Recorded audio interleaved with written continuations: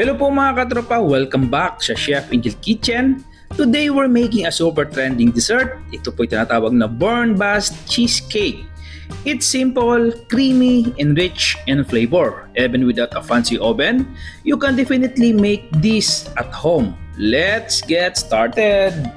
Welcome sa Chef Angel Kitchen. Lutong tunay, lutong Pinoy. Sarap na siguradong babalik-balikan. Kaya tara na at magluto tayo. Hello po mga katropa, welcome po sa Chef Angel Kitchen. For today's episode, gagawa po tayo ng masarap na Burn Bust. Ito po ang recipe ng aking asawa. So, taga-video na po ako rito. Ito na po yung mga ingredients natin. Salt, vanilla extract, cornstarch, sugar, eggs, all-purpose cream, at cream cheese. Yan po, napakasimpleng recipe lang po. Napakakunti lang po yung mga ingredients. So mag-start na po tayo mga katropa. So lagyan po muna natin ng oil yung bottom at gilid po ng ating baking pan. So yung size po nito is about nasa 8.5 inch.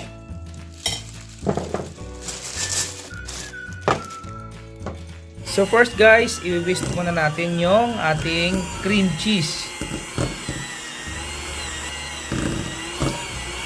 So hintayin po natin hanggang mag-smooth po yung ating cream cheese. Yan.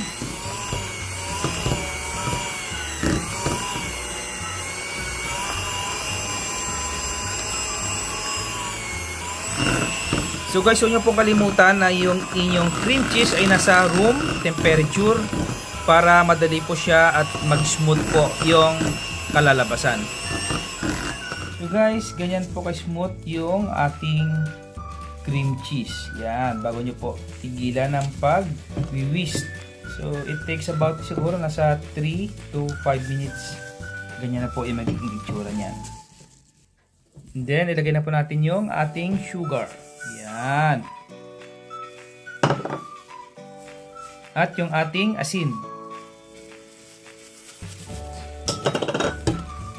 And then continue lang po sa pag-whisk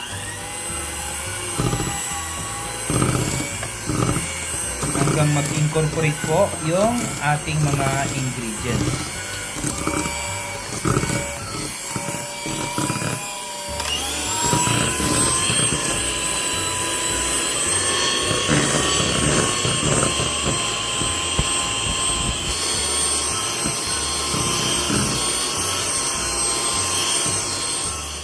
So yan na po yung magiging itsura niyan guys. Pagkatapos nyo po ma-whisk, pag nalagay nyo po yung asin tsaka yung asukal. So very smooth na po siya. Yan. And then yung next step po natin, ilagay na po natin yung ating itlog. One at a time. Huwag pong biglain ha.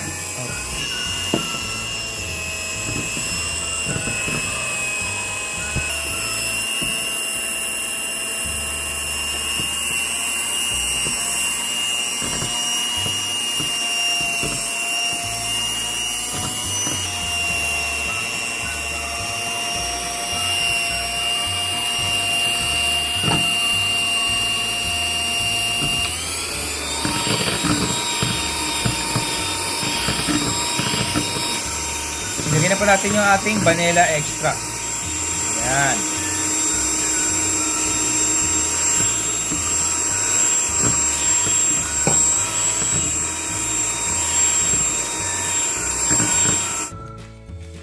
And then, ilagay na po natin yung ating all-purpose cream. Yan. Kahit ano pong brand. Pero yung ginamit po namin dito is Nestle cream. Yan.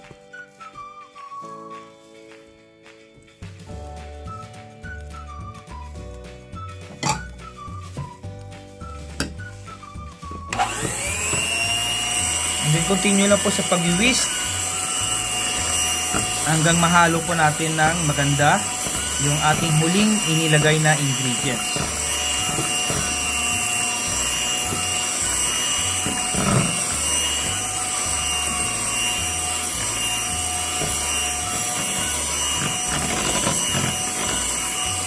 And then pag nahalo na po natin ng maganda yung ating nailagay na all-purpose cream, ilagay na po natin yung sunod po natin na ingredients. And lastly, ilagay na po natin yung ating cornstarch. Yan. And then, continue lang po sa pag-whisk hanggang maging smooth po siya. At mahalo po natin ng maganda yung ating mixture. So guys, yung lahat po na mga ingredients na aming ginamit dito ay ilalagay ko po sa description box.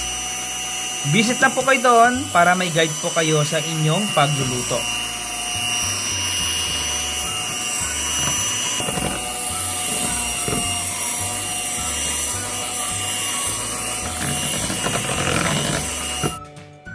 So guys, ganyan na po siya ka-smooth.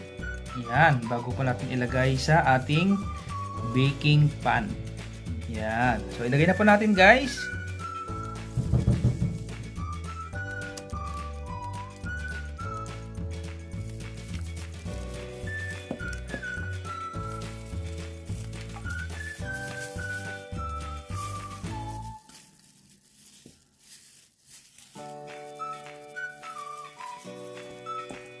So, yung ideal po na baking pan sana yung gagamitin dito sa ganito pong sukat is 7/3.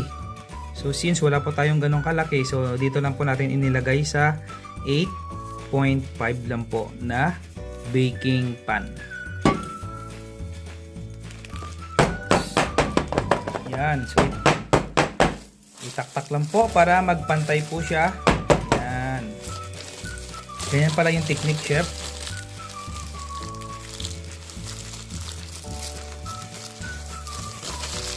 So guys, comment below kung gusto nyo po mag-open ng channel itong aking asawa. So matagal ko na po siyang kino-convince na mag-open po ng sarili niyang YouTube channel dahil ako po yung isang number 1 fan niya po when it comes sa baking. So guys, ito po ay isasalang natin sa oven. Kailangan po naka-preheat na 200 degree Celsius ang temperature po ng ating oven. Okay?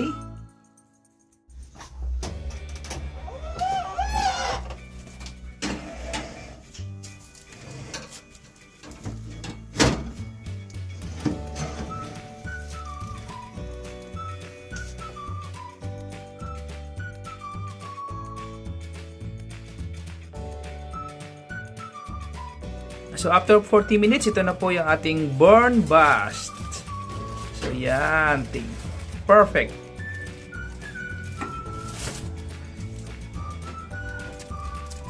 So guys, ayan na po. Yan guys, nagsishake-shake po siya. So natural lang po yan sa ganyang cake pag nagsishake-shake po siya. So ilagay po natin sa ating cooling rack para hindi po mag-moist yung ilalim. So tara guys.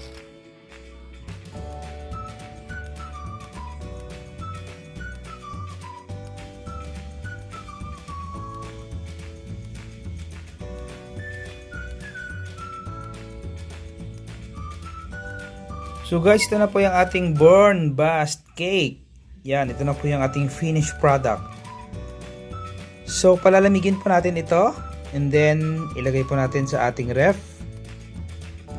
At least 2 hours or overnight para mag-sit in po siya at magiging maganda po ang kalalabasan. Yan.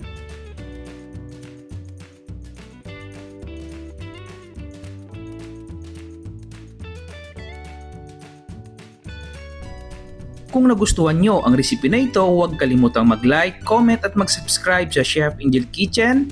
Mag-ingat kayo palagi and God bless!